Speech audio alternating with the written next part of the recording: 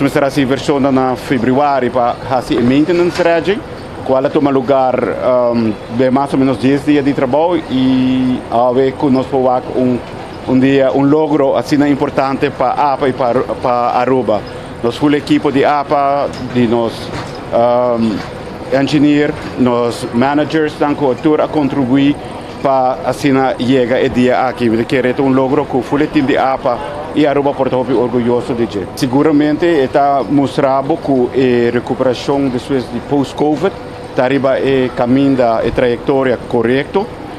Maneira que ministra indica fim de dezembro e januário e feverário o Omicron ha seu impacto drástico riba a quantidade de vuelo não se nós perde quase 5 col de januário unicamente que nós estamos falando de quase 20.000 passageiros menos pero ave nós mirava barco que tem 4.505 ave para prometer viajar e me quer o seguinte coisa mas compreender mais rápido ainda.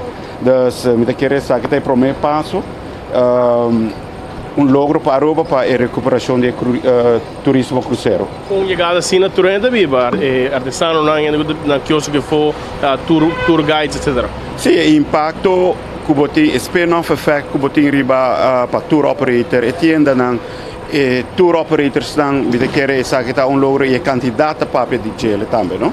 Dus insomma me Quanto ora é para tudo nós somos orgulhosos está quedando de veterinário aqui a Aruba tem veterinário de mais largo está schedule de 8 horas está sua salida está à noite 19 e à noite então está queda quase 3 horas na Aruba. Quero para o seguinte call samba sobre a toque season mirando schedule call samba como se base Figueroa. Não é call samba agora que nós estamos oficialmente de low season em meio de setembro nós estamos falando de average entre mais ou menos 10 call meio nós estamos falando de 11 call de qual nós temos dois allure of the seas maneira indicada também cada 2 semanas riba on average tem par de luna também viaje outro luna também dois pero riba average está mais ou menos 2 viajes para semana até dezembro seguro.